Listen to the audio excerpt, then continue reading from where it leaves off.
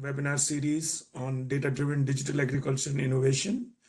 This is the 92nd edition. I think soon we'll be reaching the century mark. And in this series, we invite thought leaders, innovators, public sector leaders, scientists, and World Bank teams all across the globe who are working on using innovations, digital technologies, and data to transform agriculture and food systems. So previous sessions from this webinar are available on our website, and participants will find the link in the chat. So can you also, someone is asking for posting the link of this meeting on the LinkedIn because they want to invite other people. Can our organizers be able to do that? Please also post the link on the previous webinars. We also are initiating a new YouTube channel where all these proceedings will be available on YouTube. All the people who have registered will also receive the recordings and the presentations as well. Please keep your microphones on mute to prevent any background noise. There will be a Q&A session after the presentation, but we would encourage you to start putting the questions in the chat while the speakers are speaking so that some of these questions can be addressed during the Q&A. And we will also request the panelists after you speak, just harvest the questions in the chat and reply to some of those questions to the extent you can. But we will have a separate session. We will harvest a selection of questions in the end, have a dedicated time for answering those questions from the panel. If you have any problems in between, please reach out to Sunil Madan or Alvin Hoff, who are the organizers for this webinar there. Now, today's webinar is very timely, and this is a kind of series which has always attracted a lot of attention in there. We have done a successful series of learning sessions. We have looked at national level crop forecasting programs, Ethiopia, Morocco, EU, US, and crop watch from China. So we have had at least 7 to 8 cases, use cases being shared in this session. This accurate and timely information on crop is very important. Yield forecasts are very important. And we know that this is useful for both food security, but also for diversification and exports and agribusiness as well. So I think having good forecasts, doing more predictive analytics is now the frontier. And because of the extensive use of Earth observation data and remote sensing, and also increasingly the use of artificial intelligence, I think the analytics is started getting better. And clearly you see USDA's forecasts have been used by commodity traders and a lot of businesses and a lot of forward trading in commodities. Expanding the whole commodity trade has happened because of accurate forecasts when they are available there. But I think we clearly will hear today from what is happening in the India, Africa, all these places. And I think the science and the practice has moved quite ahead. We are lucky to have a very good set of panelists who are leaders in their own way and are leading this work in a very kind of fundamentally transformative way. And we are lucky that they have agreed to join us. So each speaker will speak for 15 minutes. And then we have two discussants who will also bring their perspectives, and then we'll open it up for discussion.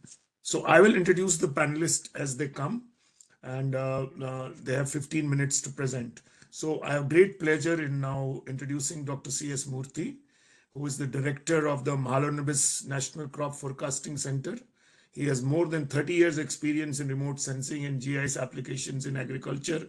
He has successfully executed wide range of projects, research studies, and capacity building activities on geospatial technologies.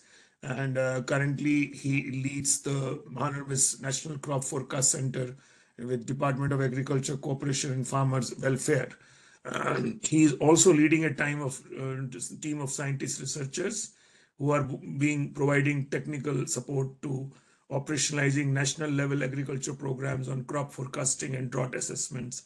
Over to you, Dr. Murthy. Floor is yours.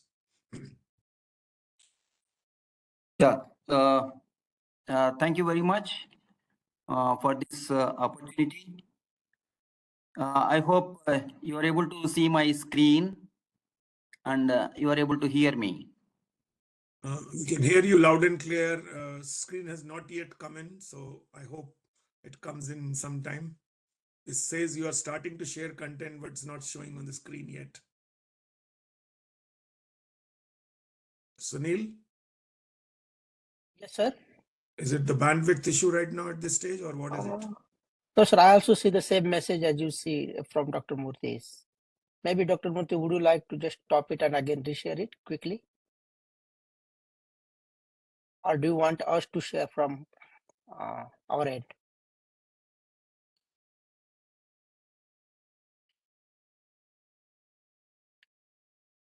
Yes, we have it now. Please go ahead.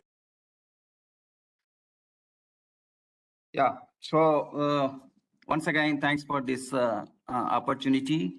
And I compliment the World Bank team for this very, very exciting topic for this current webinar. I just briefly put before you the Indian experience on using this remote sensing and AI technologies for agriculture sector. So we have duly recognized the need for improving the decision making in agriculture by all stakeholders, from farmers to policy makers. It requires new data, tools, new information and knowledge.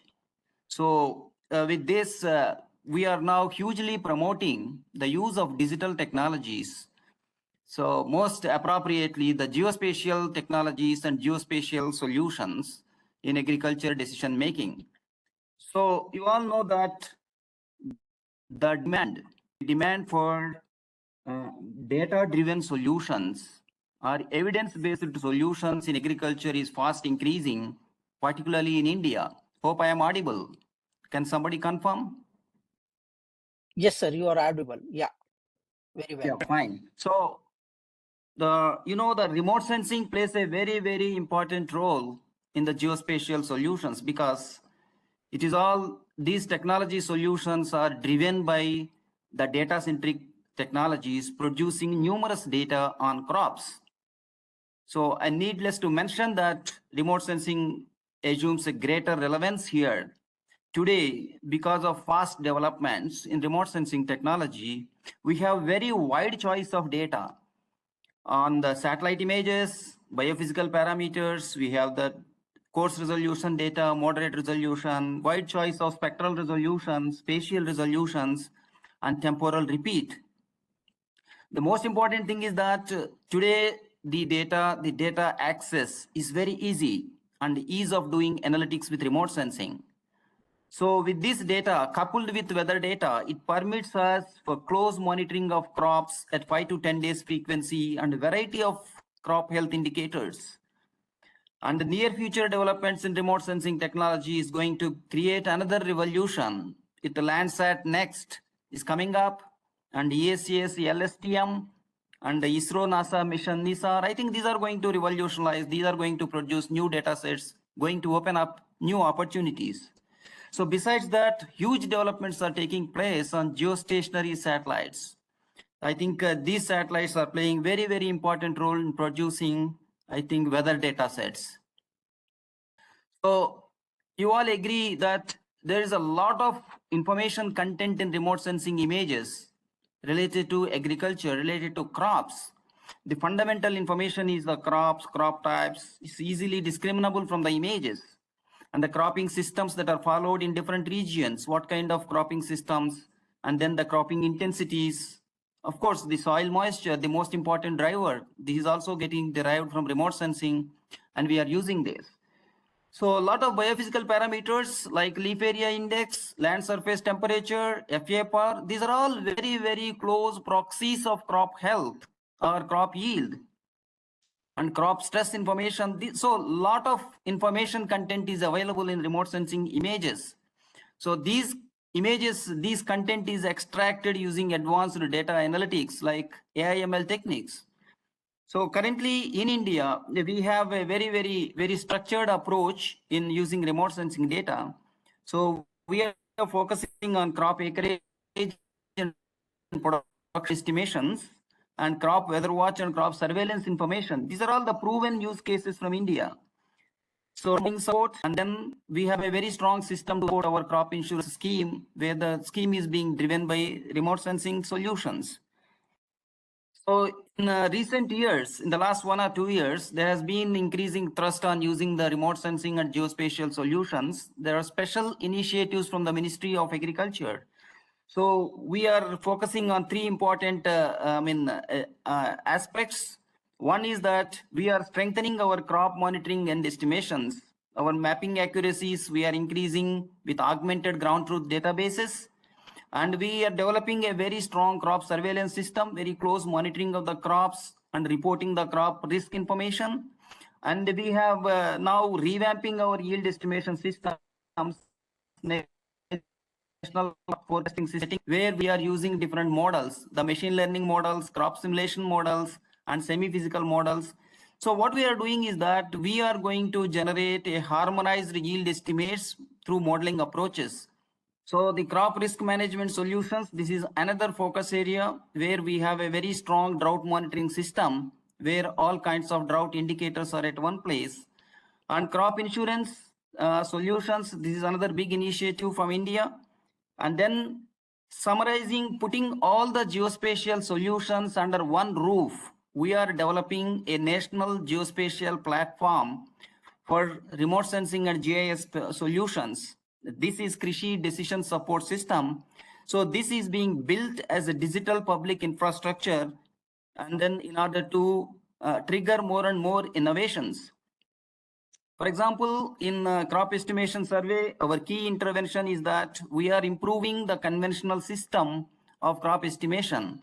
And simultaneously, in a parallel mode, we are improving the remote sensing system.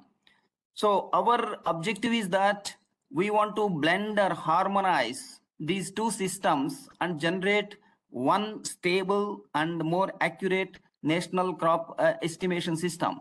So we are going in this direction. We have already started our initial steps. We are working on that. And remote sensing system estimations, we are strengthening in multiple ways. So targeting very accurate crop mapping of certain strategic crops, which are commercial importance. So where we are engaging our agri-tech industry, where a lot of knowledge is available with them. So we are generating that kind of accurate information on strategic crops. So we are strengthening our crop surveillance system and health monitoring system with a variety of indicators from remote sensing, weather stations, and smartphones. And then we are building now right now a crop yield forecasting system. This is a revamped system of crop yield forecasting. So we have a close MOU partners with the government and the agri-tech private agencies. And in a very institutional approach, in the whole of governance approach, we are building this forecasting system. And then recently, last 1 year, we developed a drought monitoring portal where all drought indicators related to meteorology, agriculture, and soil, all the drought indicators are at one place.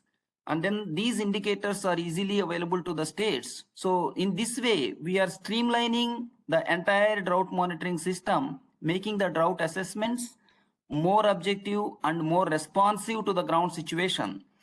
I think we are providing all this information to the states. So we are minimizing the duplication of efforts here, and we are overcoming the digital divide between the states. So there are three major interventions in our crop insurance system.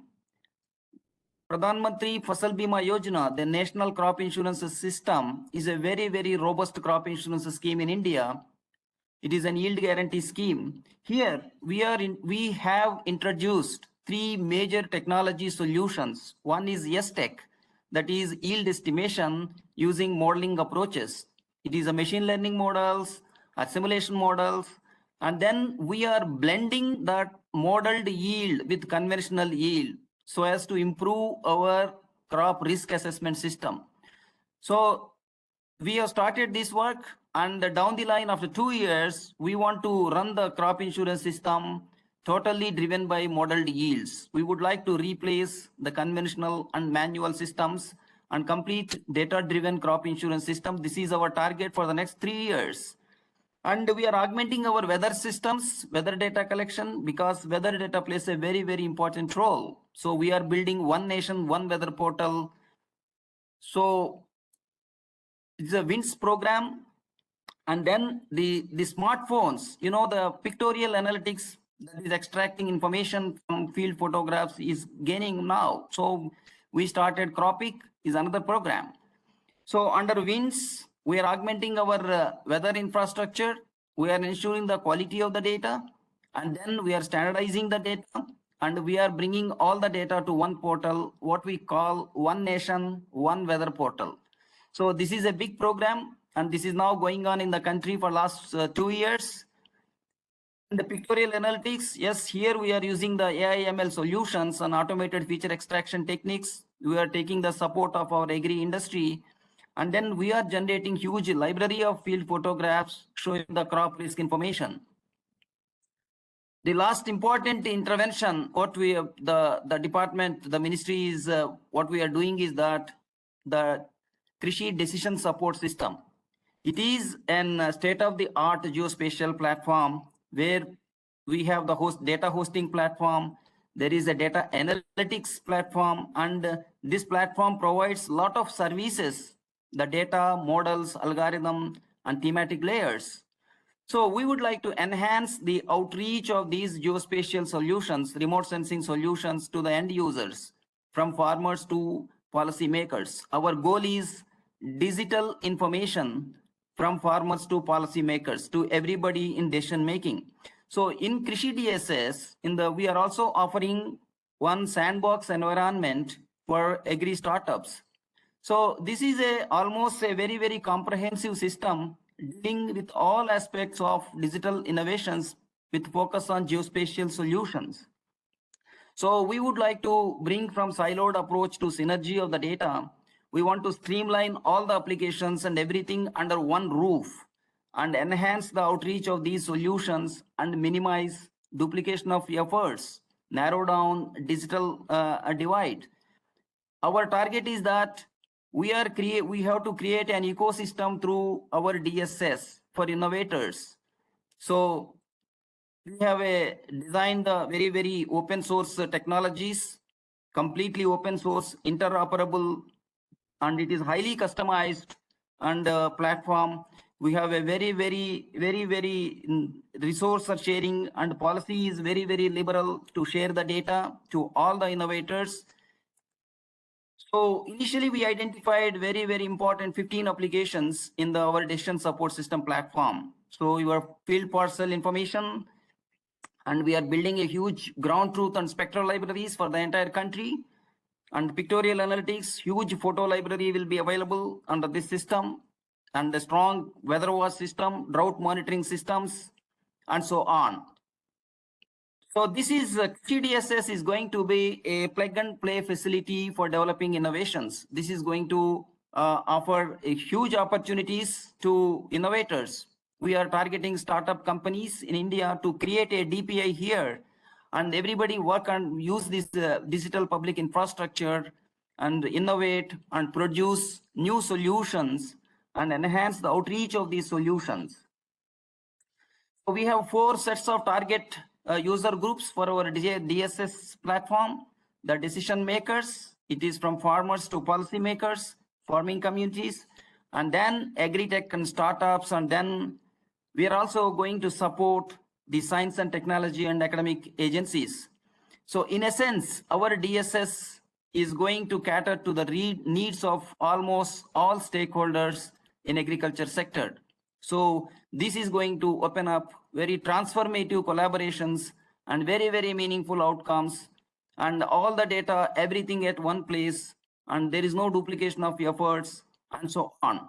So the development work for this innovative platform has already started, and our plan is that the beta version going to be released in the month of July, we would like to offer certain standard services from this platform to all the stakeholders, hopefully from August month.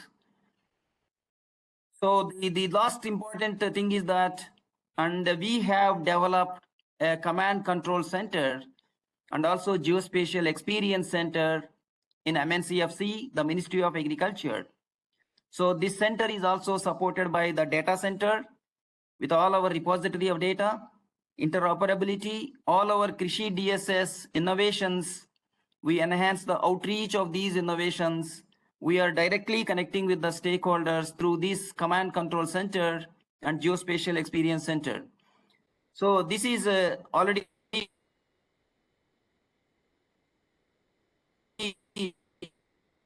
started its operations. I think we are our outreach of our data, our information products is going to increase substantially in the years to come through all these innovations, all these initiatives of the Ministry of Agriculture.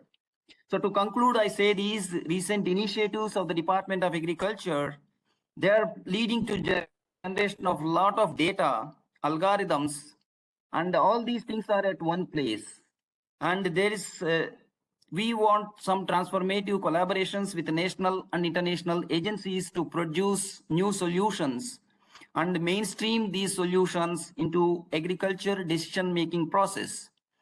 So we are sure that all our efforts, what is happening now is creating an ecosystem of innovations for geospatial solutions and also other digital solutions in agriculture sector.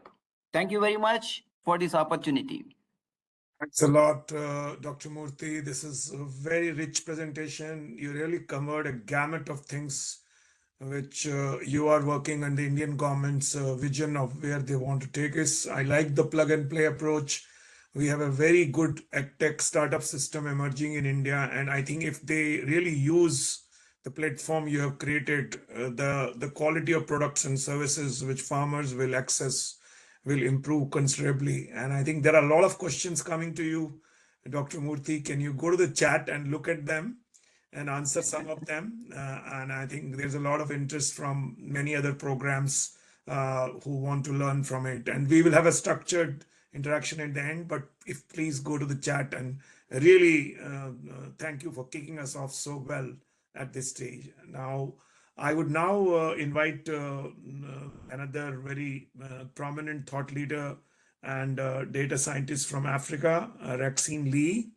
Rexine, I would like you to come on the video also, because I think because of the bandwidth, I understood CS not trying to show the video, but if you can show what you are. CS, good to see you finally.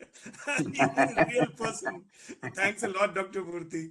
So I understood that the bandwidth was going down and a little bit. So I think you did the right thing by staying out, but appreciate that. And Rexine is the Director of Data Management, Digital Products and Technology at Academia 2063. His research interests span the use of geospatial data and predictive modeling to study challenges at the nexus of climate variability and food systems in Africa.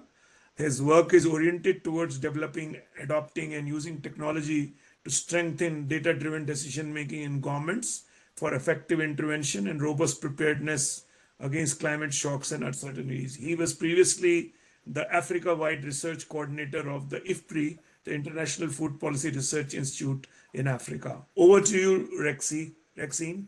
All right, thank you so much, Parmesh. Thank you, colleagues, and thank you for the World Bank for having us for this very important webinar. So I'm going to present the work related to the Africa Agriculture Watch, which is the 4th program at Academia 2063. So the Academia 2063 is a non-profit international research organization. We are headquartered in Kigali, Rwanda. And we have a regional office for West and Central Africa here in Dakar, Senegal, where I am joining the call today. I would like to start my presentation with a few key messages that are related to the African agricultural sector and how it can be interesting to use geospatial information, in particular satellite data and AI in general. We know that the continental agricultural sector is facing numerous threats, and you named them. It's a poly-crisis setting. between conflicts, extreme climate events, the health crisis. And what those crises are telling us is that there is a good planning that is needed, or at least to increase our preparedness to reduce the uncertainties in the decision-making process. Either it is at the policy-making level or at the farm level. We also understood and we believe that the conventional data gathering that we've been witnessing so far and the type of analytics might not maybe serve the purpose of combating the current crisis, how they are very different in terms of intensity and frequency. And that might not help us actually to have the level of details for an efficient and effective intervention planning. And here, the focus of AGWA is now to leverage two emerging quote-unquote technologies, such as satellite data and artificial intelligence. The former will bring the granularity, and the latter will provide actually the predictability approach in our case. The presentation is a six-fold presentation, so I will start with explaining a little bit the anatomy of decision-making we are following, and then how we are trying to enrich the input data. I'm very glad that the previous speaker paved the way in terms of talking about the importance of remote sensing data in the agricultural sector. Therefore, I'm going to focus more on the predictability and what you can expect when you go and visit the AGWA platform. Now, our philosophy here is based on the idea that predictions will be at the heart of decision making. The next slide will talk about it more. But here, the pyramid that we're trying to follow is, let's make sure we can improve, for example, the forecast, the predictions that we are building in the agricultural sector. Therefore, it will help the decision makers to start strategizing and have effective policy making and the right outcome in the society. So the idea here is, how can we now support the decision-making process by making more informed? As a second aspect here, as I mentioned in terms of predictions, here is a simplistic way of modeling decision-making. It's not the only one, but it is one where, for example, you have to face a situation, and from there you need to collect the input data to have a good assessment, a stock-taking exercise, which is the input data aspect. And from there you need at minimum three ingredients: the judgment, your predictions, and the training. While the judgment and the training are more subjective aspects because they depend on the decision or policymaker, either it is a person or a system. But what we also know that is predictions can be improved in a mechanistic way, trying to use models, and in particular those that are emanating from machine and deep learning. Now, from there, you take an action and hopefully to have the right outcome. And then you have the feedback loops that will come and nurture the type of information you would consider in the near future when the time comes to take another decision. Now here, if you project this in the agricultural sector, it might mean that how can we now enrich the input data? Here, our approach is to use satellite data. And how can we improve the predictions? And here we are focusing on artificial intelligence in general, but in particular machine and deep learning. So this is the two aspects I'm going to show in the next slides, and then I will show what AGWA does. Enriching the input data, here we start with the facts. When you look at the first panel about data availability in Africa, and you look at the second panel, which is the data capability index in Africa. So if you see the two graphs, you can imagine that there are some gaps between the two. We have the capacity to generate data, but the data is not available. Is it scarce? Is it collected and not available? That is another issue. But what these two maps shows is that there are issues that need to be solved. And the belief is that with the conventional, if we relied on the conventional, we would have been done with the data issue for a while now. Now, that's why we now rely on the satellite data and use those emerging technologies to reduce the gap. So going further down in terms of satellite data, what do we mean? So here it's a matter of using raw data satellite images and append additional analytics that allows to have a different story. If you look at the first column, there is a cropland area in Senegal, and the sub-image is the near-infrared image. So it's still saying a different story, but if you look at the well-known normalized difference vegetation index, you start seeing a different story about how vigorous the vegetation cover is. Therefore, you have a proxy to understand if there's a stress, either it is like pest and disease or it's like water related, for example. Another example of what another layer of analytics above satellite data can bring in is if you look at the second column, where you have a true color satellite data from Sentinel. And now here, no one could tell you if it is wheat or sorghum or millet. Everything is green. But if you use the spectral signatures of those crops and start doing some unsupervised classification, which is a machine learning technique, we start grouping those pixels by similarities. We don't know what they are, but at least we can group them by similarities, and working with enumerators to have more information about what type of crop it is. And the last slide about, before the last slide, on the use of satellite data, these are, for example, the type of signature of the light that crops or any object on Earth will reflect. So anything on Earth will absorb a part of the sunlight and reflect the other part. And here, if you have the way of measuring it, you'll be able to have the footprint, the DNA, how a signal that is specific to some features on Earth. So this is what is being used as well within the team to start building the data analytics related to agriculture and specifically crop types. Now, another example here is the vegetation index, but for two different regions. For example, the first panel is in a rural area that is known to also be a intensive cropland area, where in Senegal we have two main seasons, the rainy season and the dry season, and you can obviously see the cycle through the years for the first panel.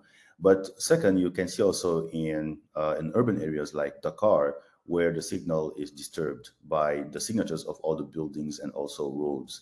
So this shows also that you can start having some more indication about what is on the ground and if you have an anomaly. For example, anomaly detection algorithms, seasonality shift, or the crop growth stage by using crop phenology metrics.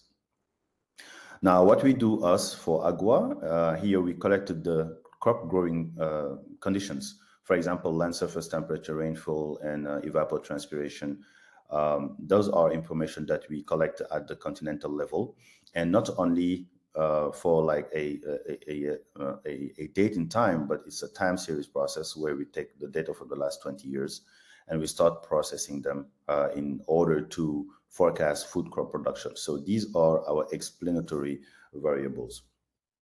In terms of the mechanic of the model, as any other model, there is a training and a prediction phase. The difference here in deep and machine learning is the type of function you're trying to estimate. It is an architecture with different other parameters you need to deal with. But here, the training phase is a data set that we use to train the model to understand the interrelationships between your crop growing conditions and your corresponding production from the historical perspective. Now, the machine will do an iterative process until it learns the relationship between the two.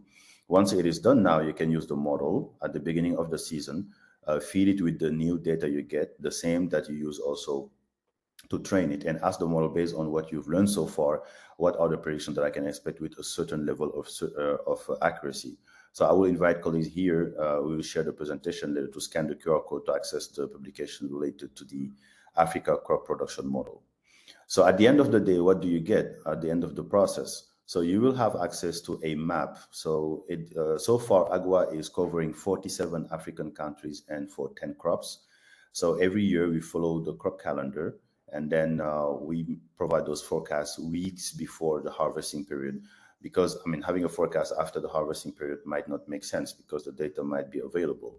But here, what you get is a pixel level forecast that is more, let's say, disaggregated compared to the administrative level forecast that we used to see. It's an interactive platform. When you click on the pixels, you will have the value associated with those pixels, and they are forecast. As an example, on your right, you'll see the Mali 2023 forecast for millet. We also provide the same biogeophysical parameters that we use to build a model. And here you see the country on your left is Mali, and the blue area is where we are looking at. And we provide those data for the last 20 years. And it sort of helps to have an anomaly detection visualization where the green graph is basically the green line is the minimum for the last 20 years for that region, and the blue line is the maximum for the last 20 years for that region. And in between, you have the years. We also aggregate the information at a sub-national level, administrative level, for the policy decision maker where the pixel level might be far reach. We compare 2 years and we look at the percentage of change between the two. So usually we compare the forecast of this year with the previous year. And we also have publications. So for every crop, every country, and any forecast, we provide a brief that is also open access on the platform. A 2-pager with the facts. What was the data last year? What do we have this year? What is the percentage change? What can you expect in terms of increase and decrease by region and by department, in addition to the maps? We've been doing it also at the onset of the Ukraine crisis, where we wanted to know if there are alternatives and in terms of wheat, and also how to support, for example, initiatives like the AFCFTA, the Africa Continental Free Trade Area, we can benefit from it. And we did that for Morocco and the countries that are historically known to be wheat producers. And we've been doing this also during the COVID-19 crisis, and other publications such as scientific and those related to climate. The idea of AGWA at the end of the day is that from moving from raw data to knowledge and knowledge dissemination, there are some field level expertise that are required. And these are embedded within the platform that just provide the output for the decision maker to use it for strategies and policies. And these are, for example, from raw data to knowledge, those time series analysis and spectral band processing. This is being done with a team of around 10 people. And also from knowledge dissemination, also how to build a data-centric application for accessibility, interpretability, and sustainability. So what you can expect on AGWA in terms of products, they are like the community level crop production forecasts. You have potential agricultural land estimates. We are starting to work also on greenhouse gases emission measurement tracking, actually, and also crop type mapping. But I will show you the first results of the crop type mapping. So these are now the next steps, things that we are doing to improve the model and the process under AGWA.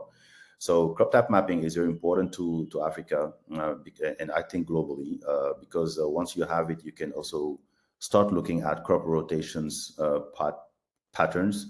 You can start working with insurance company, for example. And here, this is the first results of a work that we've been doing in 5 African countries: Senegal, Ghana, Benin, Malawi, and Uganda. We introduce a probabilistic approach that allows us now to incorporate the mixed cropping common practice that we witness in Africa. Therefore, you can know that if you want a high level of certainty for a crop map, you might want to use the one between 80 and 100% of probability. Another aspect is here the drought risk and vulnerability. So this one is not like, this graph is not attached to just like the cropland areas, but the idea here is if we are not able to forecast what might happen in the near future with a certain level of accuracy or certainty, can we at least know where are our vulnerabilities? Therefore, when the crisis hit, at least we know where to position our fast response task force or intervention planning. So here we use a draw index and we append it or overlay it with a population density and build this typology where you know where are the areas where you might have a high draw and low population density as well. And here is an example of methane tracking, concentration dynamics of both croplands in Senegal using tropomy data. This is important also when you start looking at the nexus of climate change, climate variability, food crop production forecast, and also the food system. And we did that during the crop cycle where you have dry season, the sowing stage, the growing stage, and also the harvesting period. And we are working towards seeing how we can also discuss with local agencies to validate this work. And lastly, this is my last slide, where we start looking at also using AI to forecast climate parameters on croplands. We realize that our belief is that we have enough data now, or reanalysis data, and tools, either it is machine or deep learning, allows actually to mine the data and derive insightful information, rather than relying only on climate science and equations, something could be done by combining both forecasts to hopefully have a better one. So here we try to do that for 1 pixel in Senegal. It's hourly temperature data. On your left, you have the comparison between the actual and predicted values, which is very dense because it's hourly. But if you do the difference in the middle, you can see that it's centered around 0, but with a small divergence between -3 and 3. But the histogram shows us to what extent actually those gaps are huge. Actually, they appear to be very small, and a difference between -1 and 1 degree at a local level is something we might accept for such a model. So the Agua platform is open access. Therefore, tracking it is very difficult. But we have feedbacks from countries that are calling sometimes to ask our forecasts and information. And most importantly, countries are requesting to have customized Agua versions here in the continent based on the data also that they would like to bring in on the training phase. I will stop here for now and looking forward to the discussions. Over to you, Parmesh. Thank you. Thanks a lot, Dr. Rexin Lee. And I think your presentation has given a lot of insights on what's happening at the continent level and what kind of capability and capacity really exists in Africa now to provide these services to the range of decision makers, users as we go forward. I think a lot of our teams from Africa listening in, I encourage them to get in touch with you so that when we discuss with clients, we should build this capacity of using this data and interacting with you to really develop the next level analytics when we take these decisions in various places. We have always a very good clientele from Africa in our webinars. So there are a lot of people who would come to you after this and they're asking questions. And I hope this will generate a very interesting community, which will continue to work with you after that. But I learned many new things. I think you brought the whole predictive modeling and remote geospatial data together and in a very application oriented way. I think we will also disseminate some of your reports and results much more widely to our clients and also discuss with you how we can discuss this in a more systematic way as we go forward. Thanks a lot, Rexin. As always, pleasure listening to you and get your perspectives. The next presenter is Prateek Srivastav. Prateek is a kind of a serial internet entrepreneur. He's really builds a lot of startups. He also invests in startups. Currently, he's working as Vice President for Europe, Middle East, Africa for Cropin, where he is really working with a lot of clients in the region. He also had a TerraWave OS and agri-tech platform, which he was a CEO, and which is focused on perennial crops, and also was a founder and CEO of a number of other institutions. Because if I spend time on that, we'll have no time left if I start talking about everything. Prateek also worked very closely with our program in Kenya, the World Bank program and the government. And I think he's going to talk a little bit about how we operationalize this in a World Bank operation and what is the potential of taking this further to other geographies. Prateek, over to you. Thank you very much, and thank you to all who've joined. It's an exciting subject. Like seeing the incredible presentation, and we're privileged to be in the same sort of room as Dr. Murthy. So today, what we're going to do is we're going to talk about what was the problem that we saw. And we come from the technology side, and as a partner to World Bank, we will talk about what we saw as a core problem, what we thought could be the potential solution, how we went after this problem. And we will also show you how this problem really works, right? So we'll give you a very quick snippet of how it works. With that, I'm going to quickly share my screen and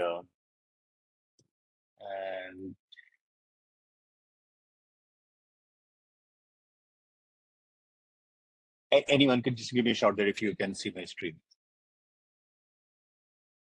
Yes, we can. Okay, thank you. So when we started, we wanted to sort of understand within Kenya what are the key challenges. Is there any particular key trend that we are seeing, right? We looked at and we understood that there is a drop in production of a crop which is very, very critical to the population. So we saw that there is a trend which shows sort of change in production, and it's also causing a significant impact on the import bill, right? We've seen that going double.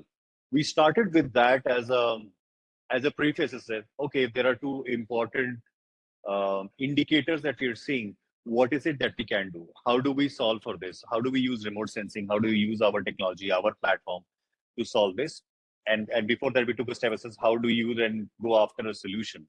We thought, what is it that all of us are looking for? We're looking for a lot of visibility in this time, which is volatile, which is uncertain from a weather perspective. It is important to have visibility of what's going to happen today.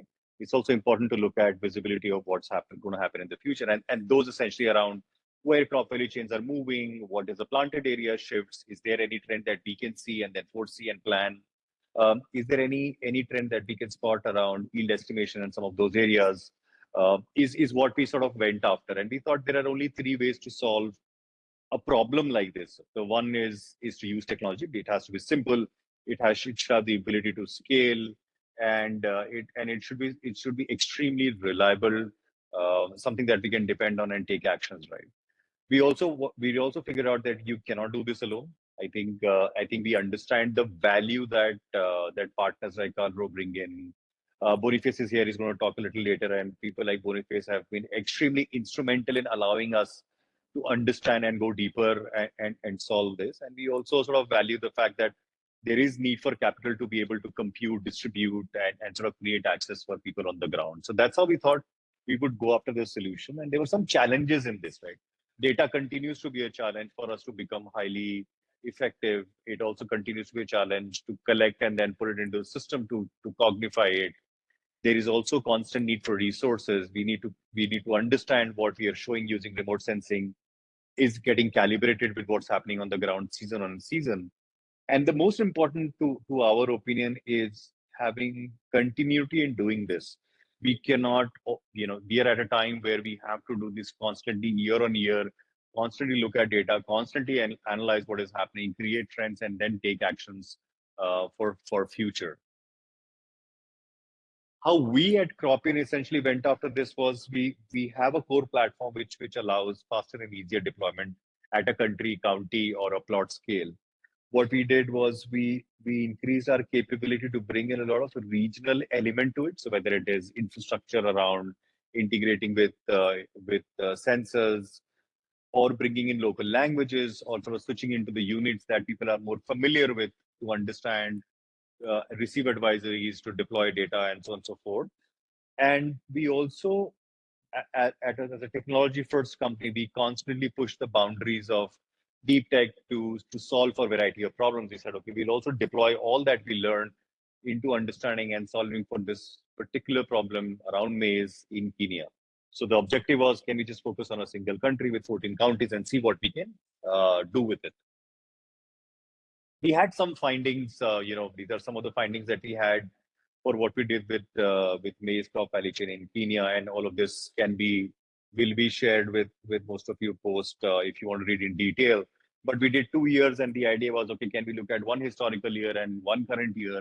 And with that, can we draw a comparison? Can we draw a trend around some of the important areas and outcomes, and see if this is of any value for us to take decisions for future? We were able to use some of our machine learning models and AI to essentially look at a trend and some sort of draw some parallels around the yield performance in 2018, and also look and compare it with how high yielding, low yielding areas essentially changed and shifted in the current year. And we saw some patterns, right? We saw, okay, there are areas like Nakaru, etc. There was some drop in yields. And we said, okay, and then we also went, I'm not going to go very deep on this, but we also looked at, was temperature change a reason for some of those, or was it, shifting of population, or rising prices of chemicals, etc. So what were the triggers? Was there a pattern on this?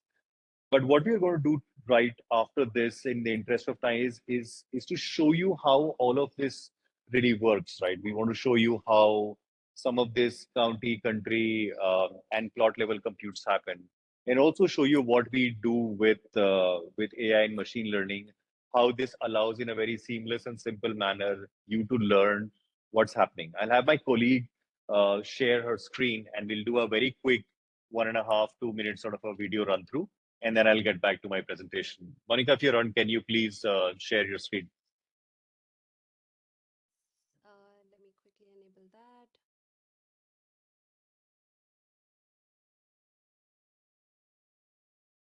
Okay, I'm finding a little bit of issue here. Can you go ahead with the presentation and I'll get back very soon. Just give me a couple of minutes. Yeah, I'll do the screen share. Don't worry about it. So what you see right now, if you can see the screen, right, this is what we did with Kenya, and if you just zoom in, this is a very multi-regional sort of a view, and you go in, you can typically find out what are these counties, and these are all computed at an aggregate level. It allows you to just go to from a region to a county, so you can quickly zoom in. It shows you what's happening in this. You can go even deeper and start going, what are the high yielding areas, low yielding areas, and sort of start seeing some information around it. So this is how we do, and what you're seeing is computed. It's almost in a real-time manner. You could look at switching between in season to understand, okay, what in season, in months, is there a pattern? Is there something changing? It allows significant visibility in how the trends are happening for an important crop value chain. What we also have is a little bit of analytics, which we use and which we work with to help people understand, what are the important areas where, you could take action around, sowing areas. Is there a planted area pattern? And something that you can use as a report can go as an API input to some of these areas. We do that as well as trends. What, in interest of time, what we also wanted to show you is what we are trying to do with Deep AI. So we've got a tool that we've added. It's called Cropin Sage, and Cropin Sage allows you to ask a variety of questions on a certain data set. So what you see is data of not of Kenya but of United States, but it's the same way it works with any data set, any region. It's not dependent on that particularly, and and with the advent of AI, with the advent of GPT, etc., it's important to sort of it's important to sort of understand what we can do with this data sets, right? So for example, if we are fetching any form of data, if there is any understanding, what you see on the right is the bar charts that you can see change because I asked a particular question. And you can do a variety of questions, and all of this is at a 5 by 5 meter grid. That's how we divide the entire country, region, and so on and so forth. So that's a very quick overview of how the platform essentially works. It allows you to sort of simply, in a scalable manner, solve for some of these. I'm going to move to my presentation back on.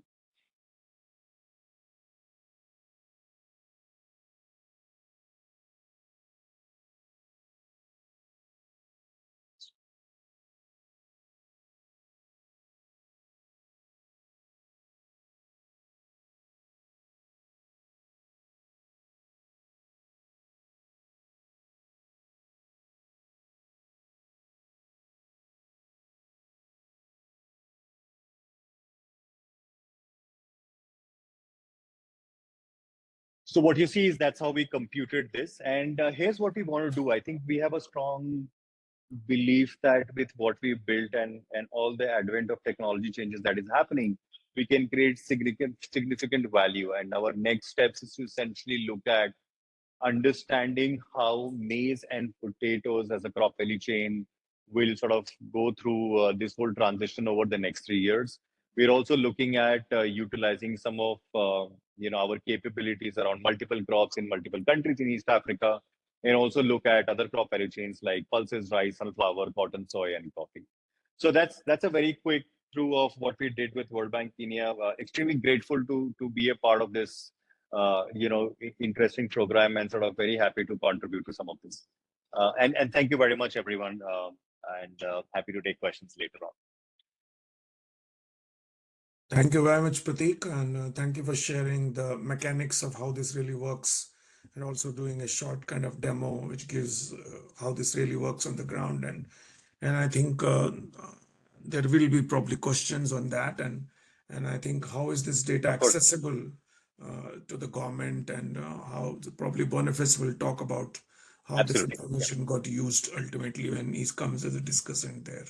And so please keep on posting your questions. We have got some rich set of questions, but if you have any questions for the presenters while the discussants are speaking, it will be good to put those questions in so that we have a rich thing at the end of it. We are doing well on time right now, and so hopefully we will have some time.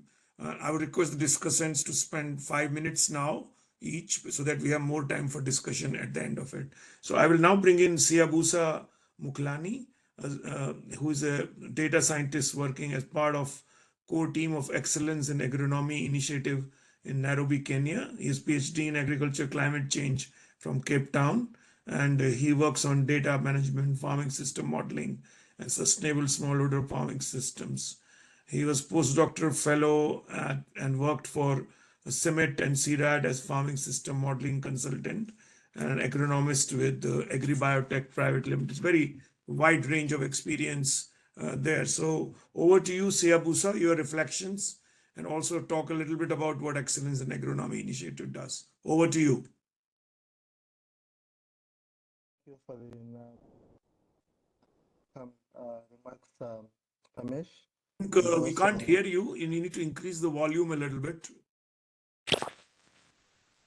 I think it's at the maximum. Can you hear me now? Is it better?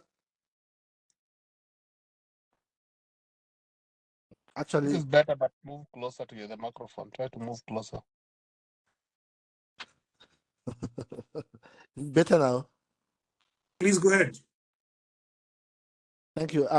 Thank you for the warm welcome remarks, Ramesh, and also thank you to the speakers. We've given a wonderful background of the tasks they're involved in, mostly Murthy and Pratik, and also Rasin. I think the speakers, they've highlighted that there are lots of challenges with regards to data availability in the Global South. And the data is really essential as input into the decision support tools that they're building that help farmers improve productivity on the ground. So there is a huge data gap, and as they have highlighted, and this has made way for the need and use of remote sensing as a tool and source of data. And so I think there is lots of need and lots of effort and focus that's needed to be placed in a collection of primary data sets to help sort of like nourish the agricultural databases that we have. And then this could be used in future to build decision support tools. So I think if I am to zero in on the presentations, I think Moti spoke of the value of remote sensing in the Global South, especially in India, on the use of remote sensing products in drought monitoring, crop mapping, and yield estimate. I think he also zeroed in on how they've made use of remote sensing data sets and other data sets for development of decision support tools such as Krish, and I think this is well appreciated. And but I have to make a comment though that like despite all these successes from remote sensing, nothing really beats the use of measured data from the ground.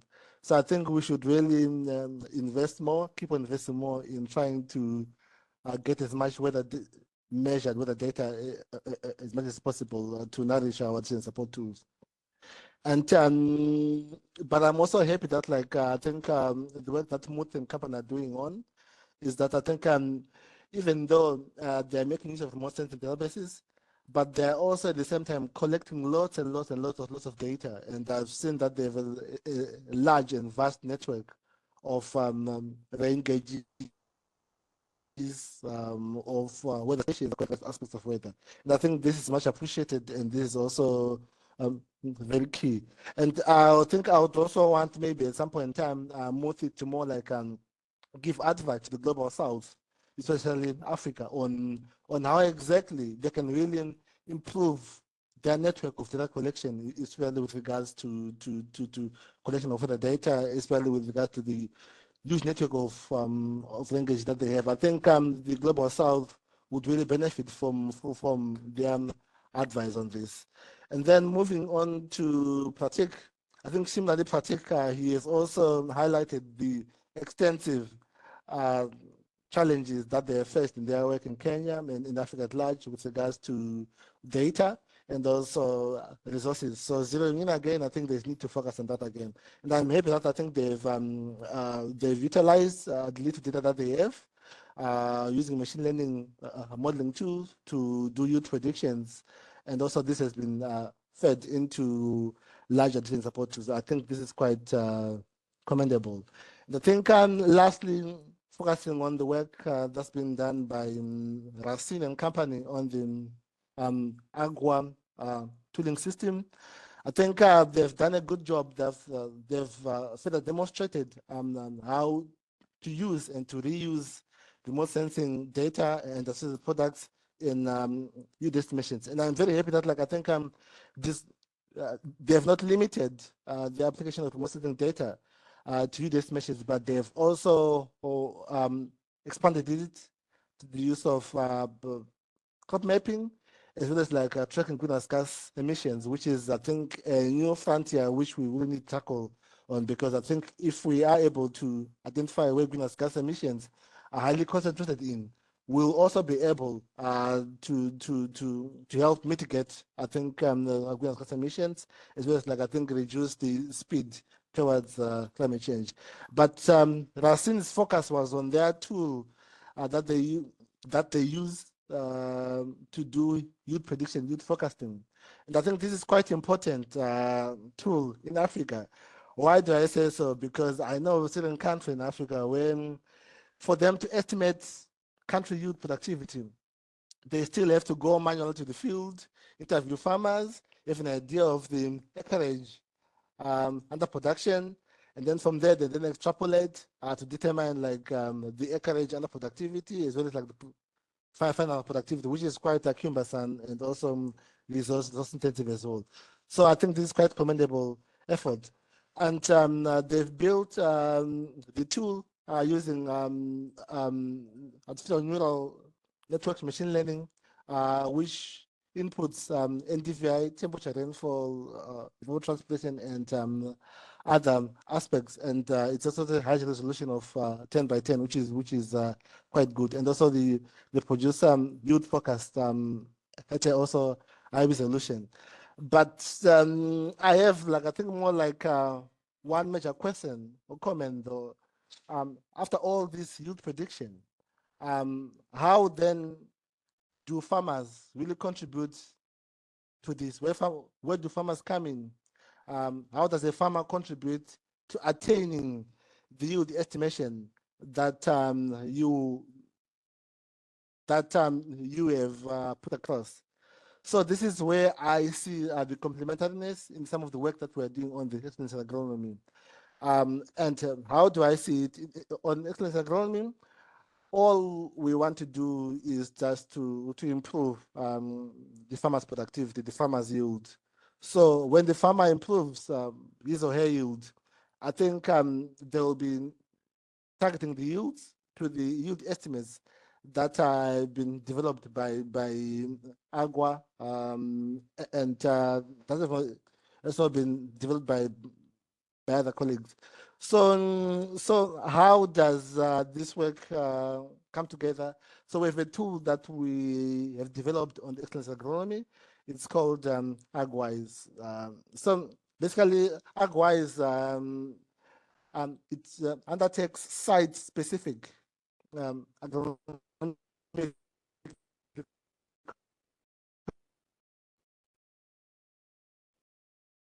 as well as like other recommendations to do with planting data recommendations. But with regard to further recommendations, AgWise makes use of a lot of data from on-farm trials.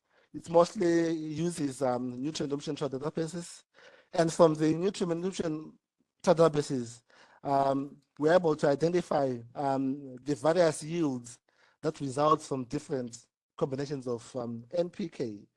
So using this, we can do efforts that called reverse quests, we are then able to identify the current or the indigenous soil NPK for those various points where the NPK that has been collected from. So using that, we are also able to use machine learning tools such as like random forest to then to be able to determine like at a larger scale how the NPK of the soil is like. So after determining the soil NPK, we then have an idea of the potential yield that can be achieved by the farmer. So let's say if a farmer intends to target 5 tons, and we know his or her soil NPK. So we then run our optimization models to determine how much additional NPK the farmer should apply to reach the certain target ceiling. So a farmer is therefore advised to apply this certain amount of fertilizer to attain this yield target or this yield potential. So and this is where I see like our complementary could come in when like colleagues from ISRO can do yield forecast or yield estimations, which then determine the yield ceiling. And then from that yield ceiling, we from EIA then are able then to determine the amount of fertilizer that are needed to really close that gap to attain the forecast that has been determined. So in short, that's what we do on EIA, and also that's how we can also complement each other as well. To wrap up my remarks, I think Muthi spoke of the need to combine efforts and also to bring forces together to reduce duplication. And I think this is quite an effort that I think can be undertaken and can also be mediated by the bank as well, where I think because of limited financial resources, I think we could really focus on our strengths and weaknesses and then complement each other, where different partners come together, some to do with remote sensing, some to do with modeling, some to do with geospatial analysis, and then we can then put those together to reduce the cost associated with research. So with those few remarks, I think I'll give back the time to Pamesh, and thank you for the wonderful presentations from our presenters. Thank you, Pamesh. Thank you, everyone. Thank you, Sebu sir. I think it's a great set of interventions. You also brought what excellence in agronomy does in terms of a farmer-facing part of it, because I think farmers should also get what the yield estimate should be, so that he's able to better negotiate with the market or with anyone else he wants to negotiate. It's a good point you made. Now, Boniface, we have less time now because I want to bring the discussant questions from the rich one, the audience. So please be brief but focus on how in Kenya the government is using this data to do that. But if you have any other reflections as a professional, please go ahead. Boniface, over to you. Thank you. I hope you can hear me, Pamesh. Yes, we can hear you. Yeah, so I'll take a short time. So I think it's okay. So I think what I want to just to say, one is to build from where my colleague has left. In Kenya, the focus has also been on the farmer. And in this space, with the World Bank investment we embarked on building a digital farmer registry, where now about over 6.5 million farmers are digitally registered and their farm are geomapped. And with this geomapping of the farms, it enables the use of Earth observation data very well, because you can pick the GPS coordinate of the farm. You can be able to look at the temperature, rainfall amount, precipitation, the last 30 days, the last 30 years, the last 10 years, the last 30 days, and then you can also be able to generate forecasts. So that database is actually very critical for the government and also for technologies like the presenters we have had here today. The second way that the government is using this data is actually about input subsidy, because previously without this data, the government was not able to do proper targeting of fertilizers. We were not able to do transparency, accountability, And these were lacking. So again, the government leveraging on this data to ensure that the input subsidy is successful by proper targeting, transparency, accountability. And then we have also seen how this has created demand. Right now, the government's demanding a lot of data-driven decision evidence from the infrastructure that we have created to the World Bank support. They're asking for advisory services, decision-making evidence for targeting investment and resources that are there that's already available or being given. So we saw, like when we worked with crop in the 14 counties, the government was so excited because they had their own data that they collect from the ground. So what we had on the ground and what was given from AI and using Earth observation data was totally different. And they were like, these are tools that can help us validate how our data is. And we are seeing that very critical area. And the other area which is now being critical is the soil health. So with the input subsidy for application of fertilizer, the government is keen on basically using this data to manage soil health and nutrition. And in this case, they want to look at how can we optimize fertilizer recommendation? How can we use this data for fertilizer policy recommendation? How can we use this data to target resources on the input subsidy? And all these are aiming at seeing how can we improve the yield, how can we monitor crops as they grow, how can we be able to leverage on AI and other some data to be able to get some of these things that have been done through guesswork correctly. And at least right now, the government is leveraging or would like to leverage on Earth observation and AI as a tool to be able to make sure they don't do guesswork anymore. I think lastly, we have seen that this has really even helped the government to crowdsource resources from different partners and investors and donors. So I think it's a good thing which is happening, and actually I can only encourage us to continue. And for the partners, the presenters, I think we welcome you to work with us in Kenya because the government is actually really asking for a lot of information in this area. Thank you. Thanks a lot, Boniface. So I think we will now ask all panelists to respond to some specific questions and any other reflections on what they've heard. So I will now start with Dr. Murthy. Dr. Murthy, there are specific questions about how you are taking this whole platform overall, the Krishi DSS and all what we have developed. How will you develop the interface with the private sector to be able to use this data? What are your ideas about creating this plug and play platform? Can you talk a little bit more about that? Second, our friend Sudhir Goyal ji, who was Additional Chief Secretary in Maharashtra on Agriculture, is asking us, when will the crop insurance program completely be dependent on digital agriculture inputs?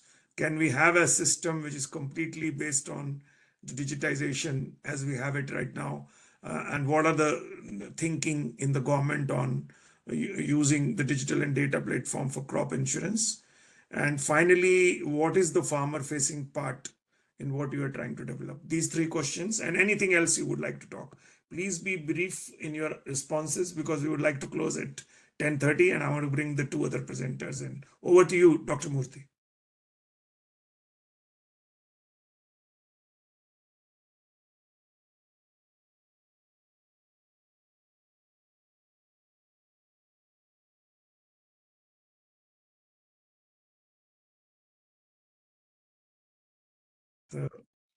Dr. Murthy, okay. I'm here. Sorry Okay. for that. Just small break. Yeah, please tell me. Sure. Please go ahead and respond to these or any other questions which come to your mind. So people are asking the three questions. I just quickly clarify some of the questions. So there is a question from Africa education for youth. Yeah, you can contact the government of India, and we can have some kind of a working arrangement for training and capacity building. and showcasing our what is happening in India, particularly with remote sensing and the geospatial innovations. That should be possible. That should be worked out from the government to government.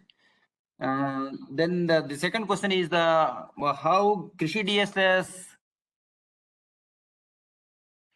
helps the neighboring countries. Right now, we don't have any offerings.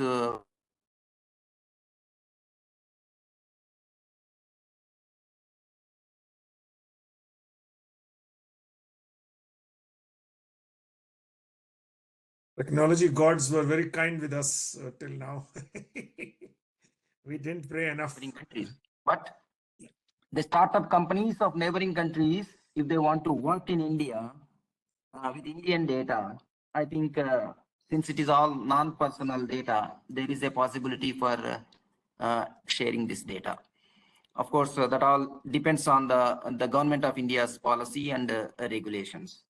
And then the cropic data, how is it useful for field estimation? This is another question. But right now, the crop data, we are not targeting for field estimation. Cropic data is essentially for localized crop risks. If something has happened, we require some additional evidence. So we build this photo library for next 2 to 3 years. After that, we think about picture-based insurance or estimating the yields from photos. This is our target after 2 to 3 years, not now. Then there is one more question on the soil organic carbon. Yeah, there is one module in our KDSS where we have some soil organic carbon measurements in the ministry's schemes. So those data sets and interpolated layers, carbon layers, we are going to position them in the on sustainable agriculture solutions using soil organic carbon data. And then how Krishi DSS helps in the individual farmers. This is a question.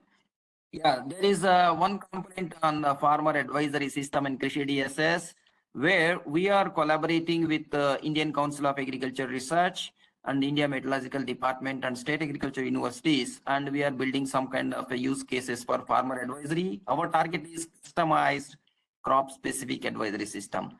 So we are going to work it on that. Probably after one year, we come out with some good model of advisory system. So for the time being, these are the questions. I think I have answered them. Thank you. Thanks a lot, CS, for spending all this time. And I think our teams in India are going to spend some time with you. I think they're all on the call. So we will come in a team to you at some stage and build some collaboration on how we work on a lot of state investments, which we are going to do. So, but it's great to listen to you, and you really shared a cross section of ideas there. Thank you very much. Now I'll move to Rexine. And Rexine, there are a series of questions which are very specific to you. So first is how you tackle the issue of low data, and training a good AI model requires a huge amount of data for good accuracy. So if you don't have data, then how do you develop a good AI? It's a classic problem which everyone asks all the time, and you being a data scientist, you will be able to respond. The second one is, could African Agriculture Watch potentially expand its reach to include more crops and countries? And if so, what avenues exist for stakeholders to engage in this process effectively? Which is a very specific question on how they come and work on other crops and other systems which are there. And then I think you've already answered to John Keaty, our good friend, who is a regular in our network, on that. Are these efforts within AGWA or affiliates to link on-farm production linked data with off-farm data on logistics, distribution and consumption to improve prospects of market-driven production? So these three questions are the more fundamental good questions. I've picked from a number of them, and any reflections on these, plus any other last comments you would like to make? Yeah, thank you so much, Parmesh. About the accuracy, the model being based on remote sensing becomes very handy because it relies on pixels, and usually those maps, when they come, they have a lot of pixels. The smallest scenario on AGWA for a training database is about 50,000, which is good if the country is small and depending on the size of the pixel. But for other countries, you have huge amount of data. But at the end of the day, before we publish anything on the website, because how sensitive the information is, we have a data quality check, sanity check before we do anything. And sometimes it happens like a few times where we look at the data and we look at the forecast, we decided not to go for that crop in that country because we prefer to not publish something rather than publish something that might mislead the end user. That's the thing. And now when it comes for crop mapping, it can goes all the way to like millions of data sets that, I mean, actually tens of millions of data sets that you need to mine for crop mapping because of the Sentinel-2 special resolution.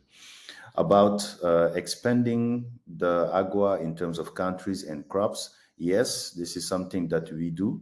And we're very happy that it's already ongoing. For example, in Rwanda, where the government said I would like to target 5 additional crops that are a priority for the government. And work is being done to collect the data. I think it was yesterday or the day before yesterday where we did a training on the with the enumerators with tablets to know how to collect the data. And then we're working with the government agencies on that. So when a country, for example, have a need, we are open to work with them and then expand the number of crops they would like to target. So please, I think I already answered the message, and I saw that also an email has been shared by John to exchange on that, obviously. And the last one is of interest as well, having the value chain approach. You know, at the end of the day, what we realize at academia is that everybody is talking about food system, but who is modeling the food system as a system? Actually, everything is sequential. We start with the seeds, then the production, let's say, system, then you go to logistics, then you go to like transformation, then you go to packaging, then you go. So you have several aspects that comes in. Now, what we're trying to do is to now bring in the graph neural networks, which is like a sort of network where we consider the markets as the center of the nose of the network, and adding now the time travel, for example, between two markets, so looking at the purchasing power of the communities in the collecting market or the market that are just for sale, and so on. So these are work that is well advanced now at academia. It's not out yet, but we intended to use AGWA for food crop production forecast, and also the price forecast that we would like to incorporate. I would be very happy also to exchange notes and discuss about it. We're very open for those type of collaborations. And in a nutshell, I'm going to stop here maybe, just to say that I was very happy to be here, and thank you for the opportunity, Parmesh, and also colleagues at the World Bank. Academia remains open for collaboration, including AGWA. And then we are expanding our work in other countries, in particular the crop type map.